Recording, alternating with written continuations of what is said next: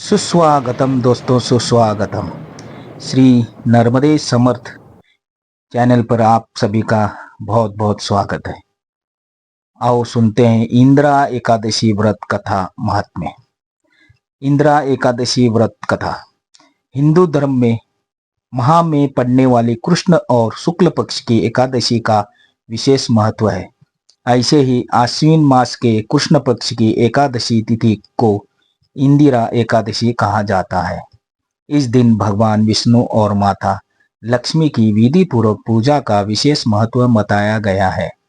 मान्यता है कि इस व्रत को श्रद्धा से करने और पूजा पाठ करने से जीवन में सुख समृद्धि बढ़ती है तथा हर प्रकार के दुख और कष्टों से मुक्ति मिलती है। इसके साथ ही ये व्रत पितरों को मोक्ष दिलाने में भी सहायक माना गया है, क्योंकि ये एकादशी पितृपक्ष के दौरान पड़ती है। इंदिरा एकादशी के दिन व्रत रखने के साथ व्रत कथा का पाठ अवश्य करना चाहिए, जिससे जीवन में सकारात्मक ऊर्जा और खुशियों का आगमन होता है। आइए जानते हैं इंदिरा एकादशी की पूरी कथा। धर्मराज युधिष्ठिर कहने लगे कि हे भगवान, आश्विन कृष्ण एकादशी का क्या नाम है, इसकी विधि तथा फल क्या है, कृपा करके इसके बारे में कहिए। श्री कृष्ण भगवान कहते हैं कि अश्विन मास के कृष्ण पक्ष की एकादशी का नाम इंदिरा एकादशी है। यह एकादशी पापों को नष्ट करने वाली तथा पितरों को अधोगति से मुक्ति देने वाली होती है। हे राजन, ध्यान पूर्वक इसकी कथा सुनो। इसके सुनने मात्र से ही वाजपेयी यज्ञ का फल प्राप्त होता है। प्राचीन काल में सतयुग के समय में महस्मती नाम की एक नगरी में इंद्रसेन नाम का एक प्रतापी राजा धर्म पूर्वक अपनी प्रजा का पालन करते हुए शासन करता था। वह राजा पुत्र, पौत्र और धन आदि से संपन्न और विष्णु का परम भक्त था। एक दिन जब राजा सुखपूर्वक अपनी सभा में बैठा था, तो आकाश मार्ग से महर्षि नारद उतरकर उसकी सभा में आए। राजा उन्हें देखते ही हाथ जोड़कर खड़ा हो गया और विधि पूर्वक आसन व अर्घ्य दिया। सुख से बैठकर मुनि ने राजा से पूछा कि हे राजन, आपके सातों अंग कुशल पूर्वक तो है, तुम्हारी बुद्धि धर्म में और तुम्हारा मन विष्णु भक्ति में तो रहता है। देवर्षि नारद की ऐसी बातें सुनकर राजा ने कहा, हे महर्षि, आपकी कृपा से मेरे राज्य में सब कुशल है तथा मेरे यहाँ यज्ञ कर्मादि सुकृत हो रहे हैं। आप कृपा करके अपने आगमन का कारण कहिए। तब ऋषि कहने लगे कि हे राजन, आप आश्चर्य देने वाले मेरे वचनों को सुनो।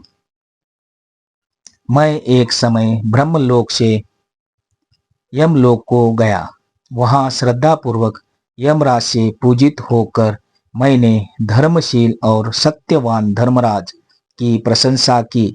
उसी यमराज की सभा में महान ज्ञानी और धर्मात्मा तुम्हारे पिता को एकादशी का व्रत भंग होने के कारण देखा। उन्होंने संदेशा दिया, सो मैं तुम्हें कहता हूँ। उन्होंने कहा है कि पूर्व जन्म में कोई विघ्न हो जाने के कारण मैं यमराज के निकट रहा हूँ। सो हे पुत्र, यदि तुम अश्विन कृष्णा इंदिरा एकादशी का व्रत मेरे निमित्त करो तो मुझे स्वर्ग की प्राप्ति हो सकती है। इतना सुनकर राजा कहने लगा कि हे महर्षि, आप इस व्रत की विधि मुझसे कहिए। नारद जी कहने लगे, आश्विन मास की कृष्ण पक्ष की दशमी के दिन प्रातःकाल श्रद्धा पूर्वक स्नानादि से निवृत्त होकर पुनः दोपहर को नदी आदि में जाकर स्नान करे। फिर श्रद्धा पूर्वक पितरों का श्राद्ध करे और एक बार भोजन करे। प्रातःकाल होने पर एकादशी के दिन दातून आदि करके स्नान करे।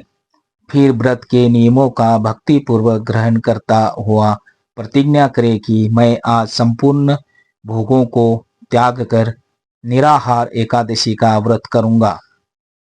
हे अच्युत, हे पुंडरीकाक्ष, मैं आपकी शरण हूँ, आप मेरी रक्षा कीजिए। इस प्रकार नियम पूर्वक शालीग्राम की मूर्ति के आगे विधि पूर्वक श्राद्ध करके योग्य ब्राह्मणों को फलाहार का भोजन कराइए और दक्षिणा दे। पितरों के श्राद्ध से जो बच जाए उसको सूंघ कर गौ को दे तथा धूप दीप गंध पुष्प निवेद्य आदि सब सामग्री से ऋषिकेश भगवान का पूजन करे। रात में भगवान के निकट जागरण करे। इसके पश्चात द्वादशी के दिन प्रातःकाल होने पर भगवान का पूजन करके ब्राह्मणों को भोजन कराए। भाई बंधुओं स्त्री और पुत्र सहित आप भी मौन होकर भोजन करें। नारद जी कहने लगे कि हे राजन, इस विधि से यदि तुम आलस्य रहित होकर इस एकादशी का व्रत करोगे तो तुम्हारे पिता अवश्य ही स्वर्ग लोक को जाएंगे। इतना कहकर नारद जी अंतर्ध्यान हो गए। नारद जी के कथनानुसार राजा द्वारा अपने बांधों तथा दासों सहित व्रत करने से आकाश से पुष्प वर्षा हुई और उस राजा का पिता गरुड़ पर चढ़कर विष्णु लोक को गया।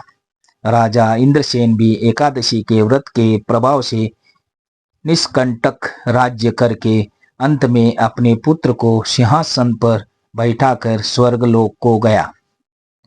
हे युधिष्ठिर, यह इंद्रा एकादशी के व्रत का महात्म्य मैंने तुमसे कहा। इसके पढ़ने और सुनने से मनुष्य सब पापों से छूट जाते हैं और सब प्रकार के भोगों को भोग कर स्वर्ग लोक को प्राप्त होते हैं।